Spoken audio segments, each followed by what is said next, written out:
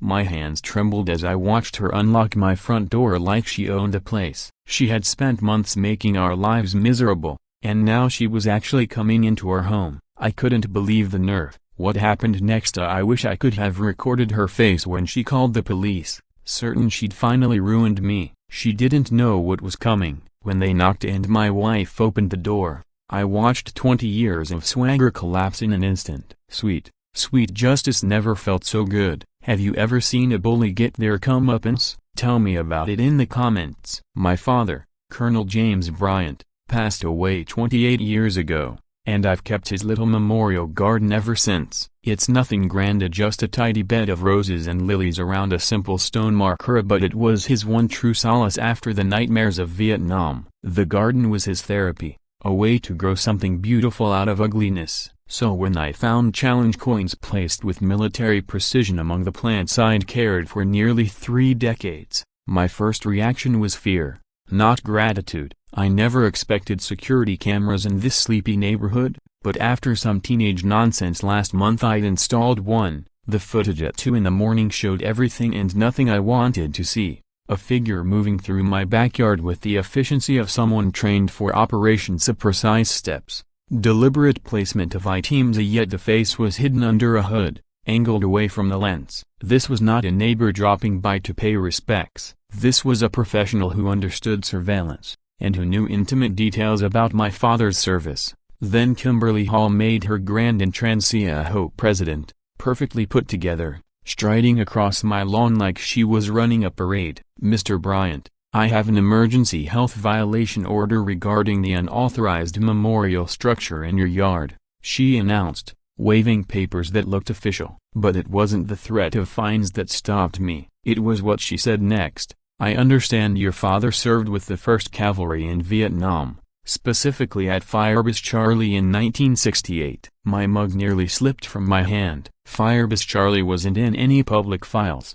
It was a classified operation that went sideways and cost Live SA information that should have remained buried with the men who were there. I'd spent years hitting brick walls trying to declassify records for genealogy research. So how did an HOA president casually mention classified military intel like she was talking about lawn service? She continued with the bureaucratic line as an unsafe soil conditions, paperwork missing, but I'd already stopped hearing the words. I was thinking about government databases, who has access to sealed files, and why someone would flaunt classified knowledge merely to threaten the backyard memorial. The legal posture she presented was a masterclass in red tape. My father had filed a cemetery permit after buying this house, the kind of decades-long processing delays and extra paperwork that crush families without lawyers. The garden sat in limbo and neither approved nor denied, which gave her leverage. You have 30 days to remove the structure or face $15,000 in fines,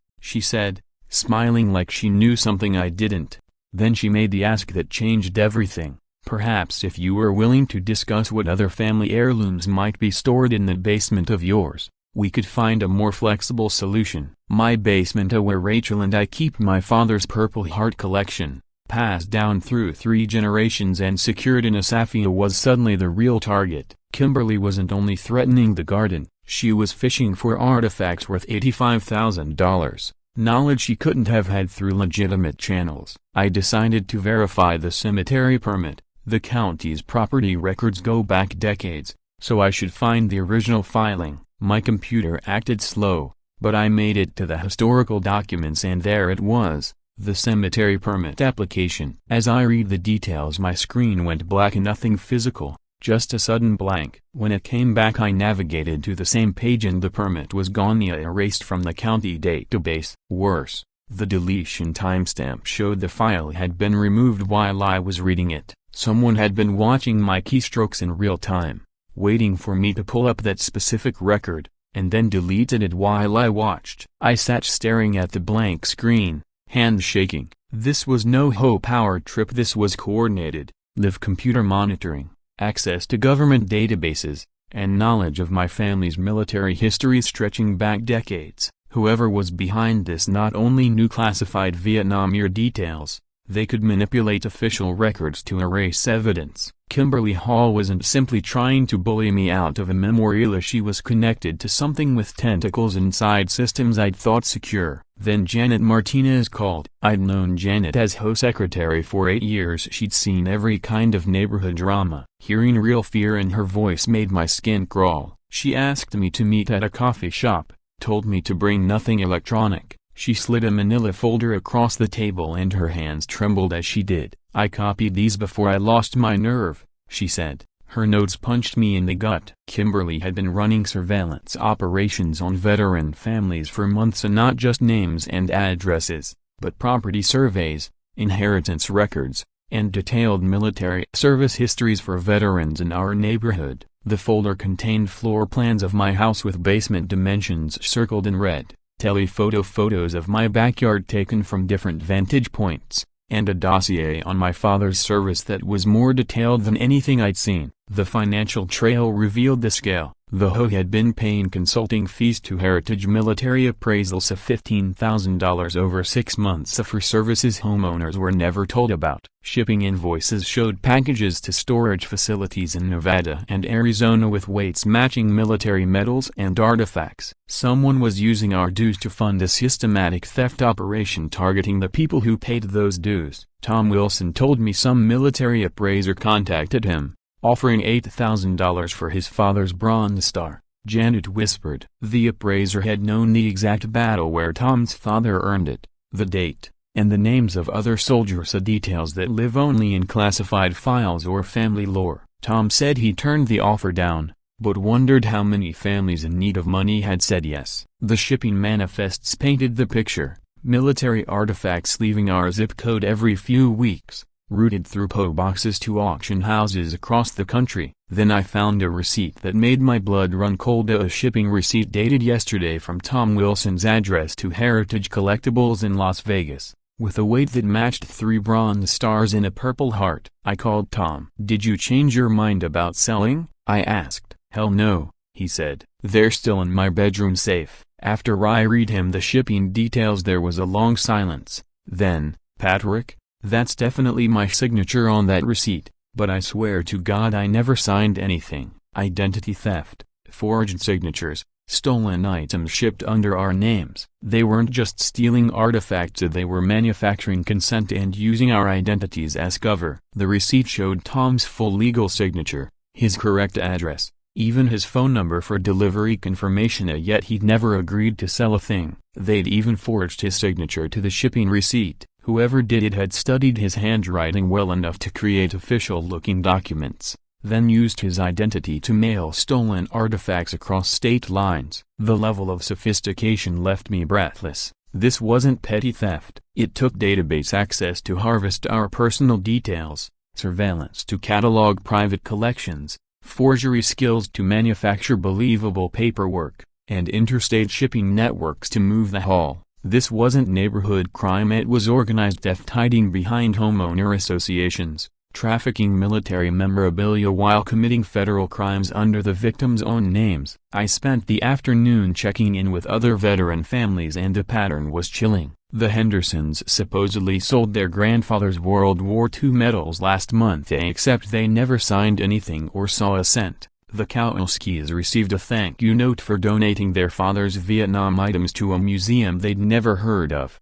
The Pattersons discovered their son's Bronze Star listed for auction, with documentation claiming they had consigned it. Every targeted household was under financial strain: medical bills, job losses, college tuition. The criminals were preying on vulnerability, timing offers when families were most likely to accept quick cash. When people refused, the thieves simply forged signatures and moved the goods anyway. The cruelty was methodical: steal the symbols of service and sell them to collectors who had no idea they were buying stolen honors. What terrified me most was the inside information behind it. The attackers knew things only accessible through government databases and, it seemed, had cooperation from people inside the system. How else could they pull detailed military service records, monitor financial hardship, and track daily routines with such precision? Someone with official access was feeding them target lists and operational details. The corruption reached far beyond our HOA. As I drove home with Janet's folder,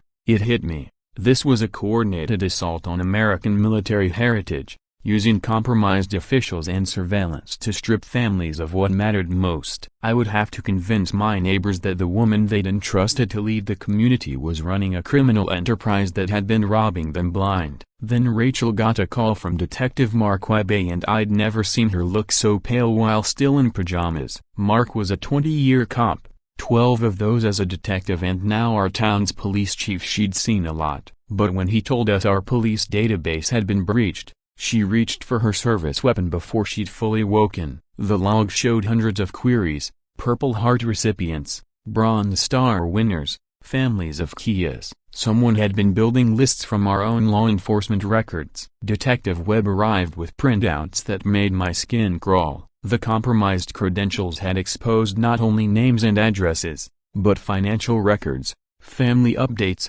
even psychological evaluations for veterans receiving PTSD treatment. Everything a criminal enterprise would need to identify and exploit vulnerable families. The breach stretched back weeks, and whoever did it knew how to extract data without tripping automatic alarms. Webb's follow-up work revealed a development company, Webb, linking shell auction houses and storage facilities across states, all tied to the same corporate shell that owned property in our neighborhood. These businesses were fronts for laundering stolen artifacts, fabricating provenance so a Purple Heart taken in Colorado could be sold in Nevada and rebranded as a legitimate antique. The personal betrayal cut deepest when we confronted Linda Carter, our kindly, 60-something neighbor who ran block parties and baked cookies. She broke down when we showed her how Kimberly had manipulated her social accounts. Kimberly had told her it was for a neighborhood safety app. Linda had handed over passwords to help watch for suspicious activity. Through Linda's profiles, the criminals had cataloged military displays visible from windows, tracked family members who posted about service, and monitored travel plans. It was sickening. Webb's investigation into similar cases across the country revealed a national pattern: a new HOA president with a tragic backstory, systematic targeting of veteran households, and the eventual disappearance of collections worth hundreds of thousands. The same development company ties showed up in multiple locations. It looked like a coordinated national network with intelligence gathering capacity and corrupt officials tucked into key positions. The psychological cruelty of their tactics was brutal. They didn't steal at random. Each family was profiled. Veterans with PTSD were approached differently than grieving widows. Households drowning in medical bills received a different pitch than those facing college costs. Emotional manipulation had become a science, weaponized against people who'd already given so much. Then, that afternoon, Rachel's departmental phone buzzed with an encrypted message that changed everything. Your husband took something that doesn't belong to him. Check your basement safe. We know the combination is your wedding date. Return our property in 24 hours or join him in federal prison. The message had originated from inside the police network. Someone within the station was monitoring our investigation and issuing threats in real time. Rachel went white as she realized the implications. A mole inside her own department, someone with system access who had been funneling information to criminals for who knows how long. Every case she'd worked, every confidential report she'd filed, could be compromised by a coworker or someone on the same shifts. The betrayal was both personal and professional. The basement safe, our private refuge, suddenly symbolized everything they'd violated: intimacy, trust, security. Choosing our wedding date as the combination had felt romantic. Now it was a detail the criminals had exploited,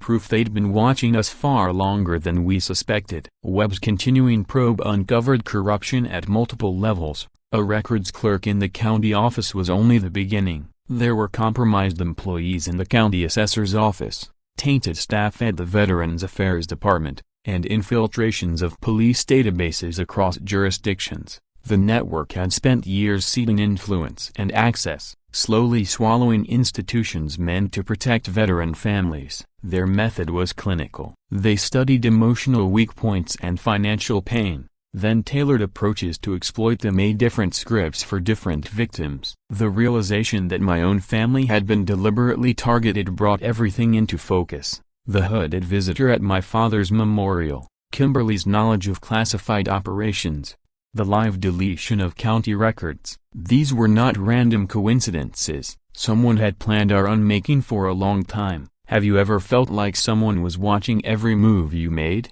That sudden, constant tension where every call, every text, feels dangerous. Rachel and I were living the nightmare. We were supposed to be protectors, but we'd become targets, say hunted by a criminal network that had infiltrated our workplace, corrupted neighbors, and turned our community into a hunting ground for stolen military heritage. The message from inside the station wasn't just a threat, it was a declaration of war against all we'd sworn to protect. The emergency home meeting that night felt like briefing for an operation. 3 weeks of investigation had led us here, and we were preparing to face an enemy who seemed to know our next move before we made it. They had armed me with charts, financial ledgers, and shipping manifests, everything necessary to expose the criminal enterprise thriving right under our noses. The community center was overflowing, the largest turnout I'd ever witnessed at an home meeting. It was obvious Kimberly had been busy, portraying me as some unstable veteran harassing innocent neighbors.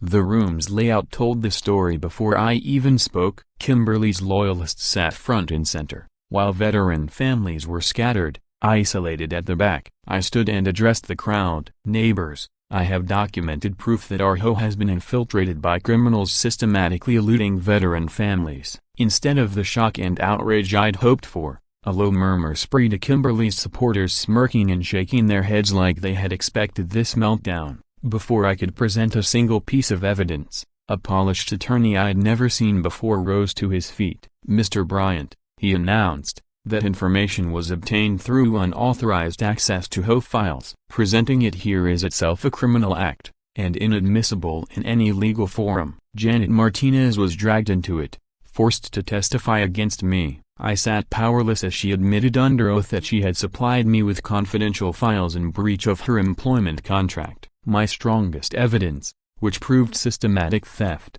was dismissed outright as illegally obtained. Kimberly leaned back with a smug smile. She had set the trap and I had walked straight into it. "This is the dangerous behavior we've been dealing with," she told the room. "Mr. Bryant breaks into offices, bullies neighbors, and intimidates witnesses. Civil disputes aren't solved with threats." The local media devoured it. That night, the headlines screamed "Disturbed Veteran Attacks HOA President." Clips showed me waving documents angrily while Kimberly sat poised and reasonable. In interviews, she dabbed her eyes, saying, "I feel threatened by his militant behavior. Veterans deserve respect, but when someone uses military training to intimidate civilians, we must protect our community. This kind of mindset has no place in suburban life." Then, the following morning at my lowest point, a FBI agent Victoria Hayes arrived. Sharp, professional, carrying a briefcase that radiated authority, she introduced herself. "Detective Webb referred your case to us. What you're experiencing matches a pattern we've tracked across multiple states." Finally, someone was taking this seriously. At our kitchen table, Hayes laid out photographs and documents. "We've confirmed identical operations in a dozen states. Each follows the same playbook: identify veteran populations, infiltrate local leadership, catalog valuable collections, then steal and funnel items through shell auction houses." The development company ties it all together. Their precision was astonishing. Each operation built upon the last, refined year after year until they were nearly impossible to detect. And now, our community was the newest target in a nationwide campaign. But Hayes offered no comfort. "You need to understand the danger. These people have already shown they can access government databases, compromise officials, and threaten law enforcement. They've invested too much here to walk away. Expect escalation. They'll move faster, and they may eliminate anyone who gets too close." Walking back to my car after the meeting, her warning rattled in my mind. I almost missed the object tucked under my windshield wiper. It was a purple heart,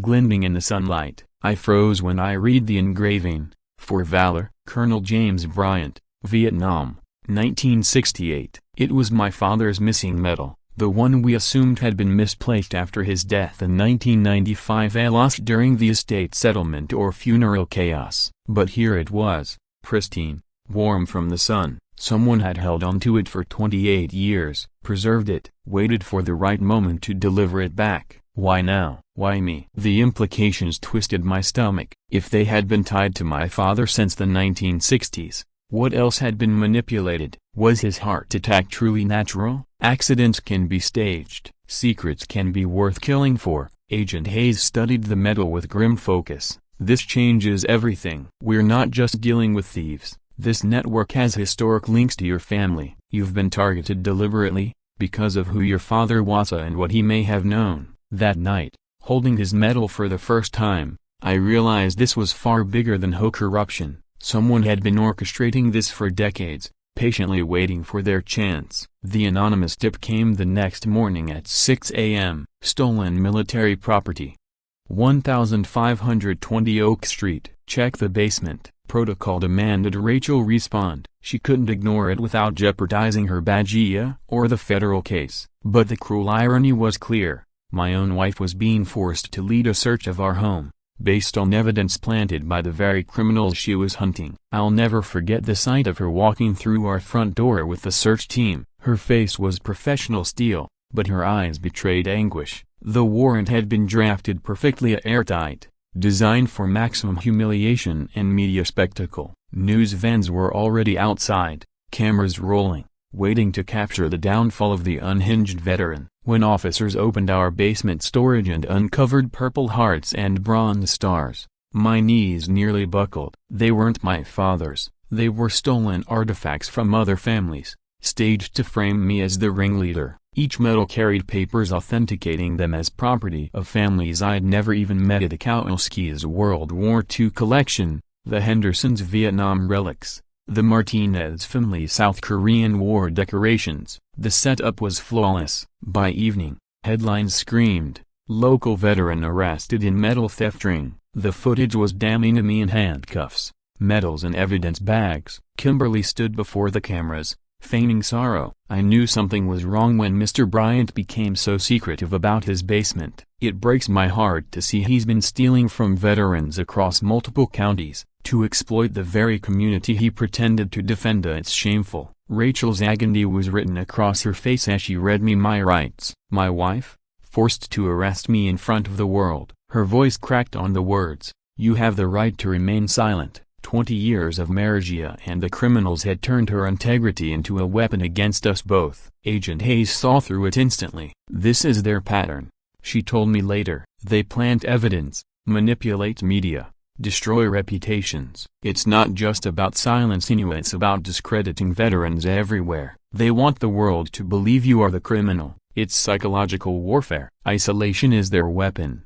My only way out was a cooperation deal to help expose the trafficking network in exchange for protection from the false charges and possible entry into federal witness protection. The alternative was unthinkable: standing trial for possession of stolen military medals, with evidence that looked ironclad and a media narrative that had already branded me guilty. But agreeing to cooperate meant painting a target squarely on my back, jeopardizing Rachel's career, and destroying any chance of a normal life in our community. 48 hours in federal custody gave me plenty of time to process the scale of psychological warfare being deployed against veterans. By branding me as a thief, the network had poisoned trust within our community. Now, any veteran family could believe I had personally stolen from them. The brilliance of the strategy was chilling: to turn victims against each other, make allies doubt, and isolate threats through character assassination rather than bullets. When I was finally released under a cooperation agreement, outfitted with a federal monitoring device, my own neighborhood felt like enemy ground. Former friends avoided me, crossing the street rather than meeting my eyes. Curtains twitched as neighbors whispered. The ankle monitor, meant to protect me, only reinforced the reality that I was no longer free. I was a pariah under federal watch in the very place I'd once defended. The criminals struck their next blow at my father's memorial garden. I came home to find the soil ripped apart, plants uprooted, the memorial stone shattered into rubble. But the real weapon was the note pinned to the oak tree: "Your father was a coward who got good men killed. Ask your mysterious visitor about Firebass Charlie." November 1968. Some secrets are worth killing for. The garden wasn't just vandalized, it was desecrated. And the note revealed something deeper. Firebase Charlie, the classified operation tied to my father's Vietnam service, the very shadow that had hovered over this investigation from the start. Whoever left that note had knowledge that should have been locked in sealed archives. This wasn't about stolen medals anymore. It was about silencing anyone connected to secrets from 56 years ago, secrets worth killing to protect. Agent Hayes studied the wreckage with grim resolve. "Patrick," she said, "we've crossed into national security territory. This isn't random crime. Your family has been targeted because of what your father knew at Firebase Charlie, his death, your harassment, it's all connected." The message was unmistakable. These people had been watching my family since Vietnam, waiting decades to settle old scores. My father's heart attack in 1995 suddenly looked like something else entirely, and I realized with bone-deep certainty I might be next. The federal probe expanded, uncovering an operation of staggering reach. Over $50 million in stolen artifacts. Networks spanning 18 countries. Corruption infecting 12 government agencies across 7 states. But what set this conspiracy apart was its use of technology and social engineering. They weren't just stealing it, they were conducting precision strikes against veterans' families. Agent Hayes revealed how artifacts were funneled into international black markets in Germany, Japan, Australia, where collectors paid top dollar for American military history, blind to the fact they were buying stolen honor. Kimberly Hall's recruitment was a case study in manipulation. Federal files showed the criminals had moved in 18 months after her husband's death, exploiting her grief and financial pressure. They had profiled her, studied her vulnerabilities, and turned her pain into a weapon. She thought she was striking back at a system that abandoned her family. In reality, she was just another pawn. The corruption went deeper than anyone expected. County Clerk David Parker was only one piece in a vast web. Police databases had been compromised for years, feeding criminals sensitive data, veteran addresses, financial situations, inventories of valuable collections. Every time a veteran applied for benefits, their information was being sold. From protective custody, I worked with federal agents, using my military background to trace stolen items and dissect the network's authentication methods. It was soul-crushing to see Purple Hearts as symbols of sacrifice circulating through criminal pipelines, ending up in the hands of wealthy foreign collectors. My role became crucial in identifying how they forged documentation to pass stolen artifacts as legitimate. The international scale was staggering, but it was the Arlington National Cemetery footage that unraveled Kimberly's story. Surveillance showed her visiting the grave of Robert Hall, Vietnam veteran, 1947–2018. Her entire narrative collapsed. Robert Hall wasn't a civilian denied benefits. He was a Vietnam veteran himself. If he'd been dishonorably discharged, his benefits would have been stripped, fueling Kimberly's resentment. The network had exploited that bitterness, promising her revenge against the military establishment. But the revelation cut deeper. Robert Hall had served during the same period as my father, possibly even in operations tied to Firebase Charlie. This wasn't coincidence. Veterans tied to that mission, their families, and their legacies were being targeted. Hayes revealed classified files that chilled me. Firebase Charlie wasn't just a battle, it was a covert disaster, covered up to protect command structures while soldiers were left to die. My father, Robert Hall, and at least a dozen others had been caught in that shadow. Now, decades later, their families were paying the price. The pattern was undeniable. The trafficking network wasn't merely eluding military history. They were erasing it, eliminating evidence and silencing those connected to one of the darkest secrets of the Vietnam War. And the scale of government infiltration required to keep this running proved the worst truth of all. This wasn't just criminals at work. Someone with intelligence community clearance was still pulling strings. Someone with deep intelligence ties was pulling the strings, using criminal enterprises to achieve goals that could never be carried out through official channels. Drop a heart if you think Kimberly's real backstory changes everything. What do you believe she was hiding about her husband's military past? Federal investigators uncovered that Robert Hall's dishonorable discharge might have been tied to the same Firebase Charlie operation that haunted my father's memories. Kimberly's grief over her husband's ruined career had been twisted into a weapon, used to wipe out families who might have inherited knowledge of what truly happened during that classified mission. The mounting evidence pointed to a conspiracy far deeper than we'd ever imagined and strongly implied my father's death had not been natural. The signs suggested something far darker than a heart attack, but the final proof would only come once the truth about Firebass Charlie was revealed. People were still willing to kill to bury those secrets decades later. The network had operated patiently, thinking in terms of decades rather than years. They eliminated my father when he became a liability, then waited nearly 30 years for me to reach the point of knowing too much myself. Tomorrow promised revelations that could explain everything and perhaps cost me my life for uncovering military truths.